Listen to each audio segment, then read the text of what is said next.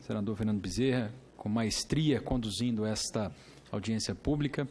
Quero cumprimentar a cada um nesta distinta mesa, parabenizando especialmente por cada apresentação, agradecer a participação da Receita Federal do Brasil, juntamente com a Procuradoria-Geral da Fazenda Nacional, que vem expor a opinião particular e muitas vezes a visão do fisco em relação à arrecadação dos tributos por parcelamentos tributários no país, e a cada setor, a CNI, ao Sinicom, a ABIMAC, apresentações muito importantes, muito contundentes e que demonstram a visão preocupante que os contribuintes hoje têm de cada situação, de cada associado, de cada empresário ou mesmo pessoa física que hoje se encontra em situação de dificuldade por questão de parcelamento de tributos ou dívidas tributárias exacerbadas. Senhor presidente, antes, um breve comentário para reiterar algo a respeito da medida provisória 783. Trata-se de uma medida provisória cujo mérito é exclusivo do Congresso Nacional. A articulação que esse Congresso conseguiu conduzir, com a participação de diversos parlamentares brilhantes nesta casa, para viabilizar, na sucessão da medida provisória 766, a construção deste texto, é algo que esta casa deve se orgulhar. Esta casa deve reconhecer o mérito do seu trabalho e da importância que isso tem para o povo que representamos. É justamente nessas horas que cumpre a função do parlamentar, a função de representar de fato a população, mesmo que para isso tenha que muitas vezes sofrer na sua pessoa ataques de diversas origens para justificar as ações que vão defender o interesse de toda a população. E corroborando suas palavras, caro deputado Renato Andrade, esse parcelamento é para todos. Esse parcelamento não é para grandes, para médios nem pequenos, é para todos. E com uma indicação muito clara de que aqueles que mais precisam estão sendo cobertos, protegidos e preservados no texto desta lei. Ainda que, com a razão que assiste ao deputado Félix Mendonça Júnior, precisemos de alguns ajustes, caso sejam viabilizados, caro deputado. Mas, sem nenhuma dúvida, este é um dos textos mais inteligentes, mais modernos que já criamos, de todos os parcelamentos que vimos. E lembro um caso, senhor presidente, de um policial militar aposentado, do interior do Triângulo Mineiro de Minas Gerais. Estive em uma visita à sua cidade e esse policial me procurou para me agradecer. No meio da rua me parou, olha, conheço o senhor é relator lá do Refis, eu tinha um débito que eu parcelava aqui de uma multa que eu recebi da Receita Federal, que eu pagava R$1.000 e tantos por mês, comia todo o meu salário de aposentado, e com a medida provisória que o senhor fez, eu posso reparcelar esse débito e vou pagar o mínimo, que eu acho que é R$200 ou R$400 agora. Então, isso é um exemplo de que nós não estamos tratando aqui de interesses particulares, não estamos tratando de nenhum viés político direcionado para pessoas jurídicas, é um dos textos mais inclusivos que temos nesta casa. Então, isso nos alegra muito e digo com muita alegria que espero que possa sempre haver nessa casa um trabalho semelhante a esse. Mas, presidente, temos visto o crescimento, como o senhor Sato comentou muito bem, o crescimento exponencial dos débitos por conta dessa perversidade, se assim podemos chamar, do sistema arrecadatório, que acaba desestimulando a liquidação dos débitos e causando a própria inadimplência. Ou seja, o sujeito que precisa comer todo o seu capital de giro, todo o seu fluxo de caixa para recolher o tributo, se no meio desse processo ele sofre qualquer tipo de inadimplência do seu cliente ou por incapacidade financeira do sistema, da crise, etc., é justamente nessa hora que ele sofre a principal penalidade de multa, de juros, e muitas vezes multas multiplicadas e dobradas por conta da reconhecida arbitrariedade da aplicação desta multa. É nesse momento que nós podemos enxergar até o efeito inflacionário que o tributo causa no país hoje. Se o sujeito tem que pagar o tributo com até 25 dias após o fechamento do mês, e ele só irá ter fluxo de caixa para liquidar aquele débito com 60, 90 ou mais, o que ele é obrigado a fazer? Ele é obrigado a antecipar esses créditos que ele tem, dessas receitas dele, ou tirar do seu próprio bolso, ou ir ao sistema financeiro para financiar e viabilizar o pagamento desse tributo. E com isso, ele tem que embutir esse custo financeiro dentro do preço do seu produto. Então, de fato, no país, ao se pagar tributo no atual formato, custa mais caro para o país o produto final. A inflação está presente em função do nosso sistema arrecadatório de tributos. É uma fatalidade, é uma situação que vivemos, mas que faz parte aí de uma pauta para, quem sabe, uma reforma tributária nesse país. Agora, eu gostaria de direcionar algumas perguntas muito breves, senhor presidente, e não me estenderei na minha fala. Primeiramente, em relação a um comentário do doutor Ocasio, primeiramente, doutor Ocasio, o senhor sempre é brilhante nas suas apresentações, o senhor tem uma capacidade diferenciada de defender o argumento, que nós gostaríamos de ter isso. Mas o senhor comentou que, em alguns casos, né, de esvaziamento patrimonial, poderá haver a exclusão do sujeito do parcelamento. Qual que é o critério, se há esse critério, e quem arbitra essa identificação, essa evidência de esvaziamento de patrimonial? Eu vou concluir as perguntas e aí fazemos.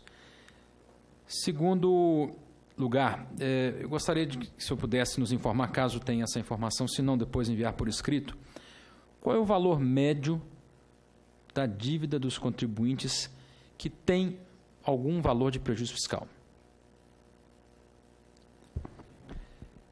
Em seguida, já agora quero direcionar a PGFN. Nós, no passado, doutor Cristiano, a quem também parabenizo, doutor Cristiano também muito contundente, um grande representante da PGFN, no passado a Lei 9964, que é o primeiro refis, acredito eu, permitiu compensações de prejuízos fiscais no âmbito da PGFN.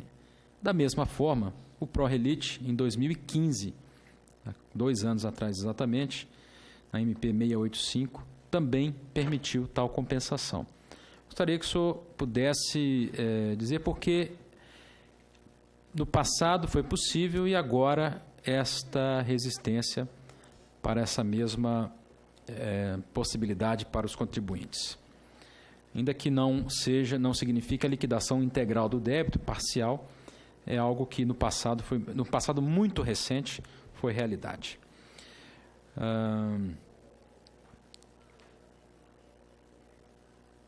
Também gostaria que o senhor pudesse dizer um pouco, porque há um entendimento que a PGFN é muito resistente à utilização do sistema, né, do processo de dação em pagamento para liquidação pelos contribuintes. Digo isso porque é difícil encontrar um contribuinte no Brasil hoje que tenha conseguido liquidar os seus débitos tributários na PGFN com a dação em pagamento.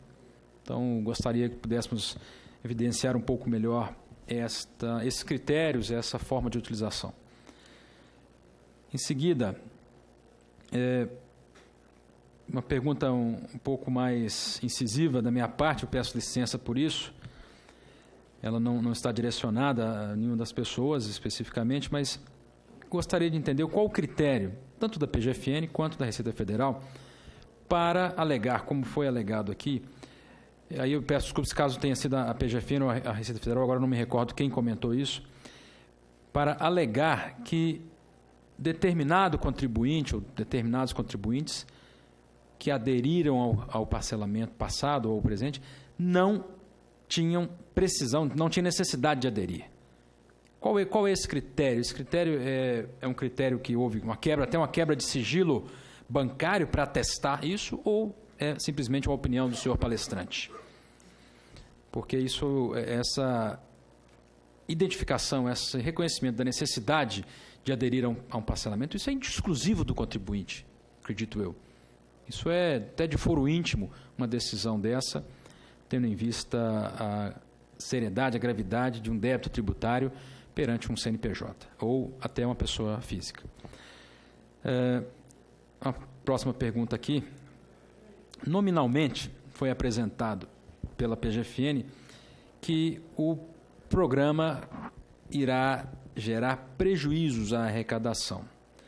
Eu pergunto se tal análise está levando em conta os processos em que o contribuinte poderia até obter uma vitória, no caso que estejam sendo executados pela PGFN, mas que tenham ainda possibilidade de vitória pelo contribuinte. Então, se isso está sendo considerado, normalmente as bancas de advogado criam aqueles critérios de probabilidade de vitória, probabilidade de derrota. Então, esse critério, de repente, pode ser também utilizado para a PGFN durante a análise e formação desse estudo. Ou, por outro lado, estão considerados os casos em que a pessoa física ou jurídica mantenha a sua capacidade contributiva, sem falar na geração de empregos? O que eu quero dizer com isso?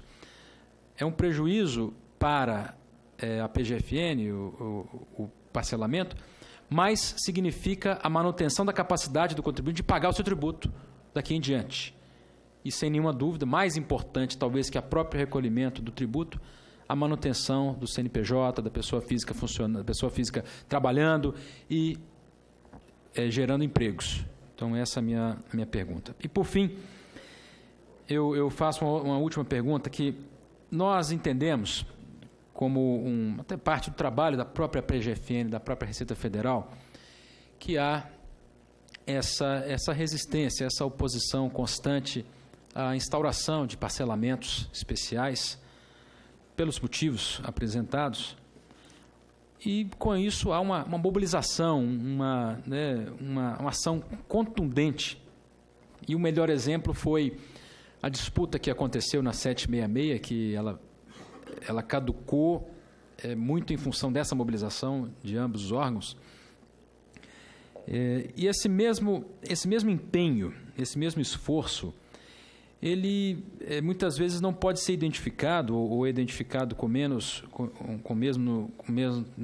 força, mesmo empenho, no que tange aos benefícios fiscais como o da Zona Franca de Manaus, onde nós temos uma verdadeira transferência de benefícios fiscais do mercado, das pessoas físicas, dos pequenos como um todo, que compram produtos produzidos a partir de créditos tributários gerados na transferência da Zona Franca para fábricas fora da Zona Franca e, com isso, beneficiando grandes corporações que, aí sim, claramente teriam, podemos até alegar, não estou atestando isso, mas podemos alegar que essas grandes corporações não teriam necessidade de receber tais benefícios fiscais.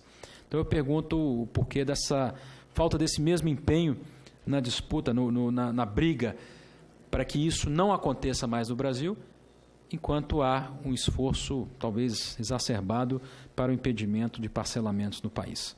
São essas 7 perguntas, senhor presidente. Muito obrigado.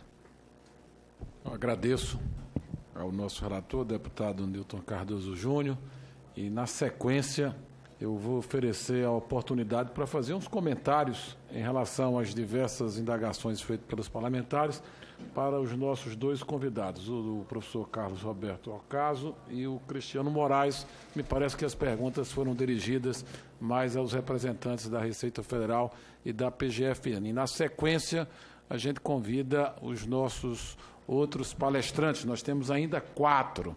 A ordem do dia do Senado Federal está iniciando. Eu vou ter que me ausentar daqui a pouco e dar a presidência ao nosso relator. Mas, senhor presidente,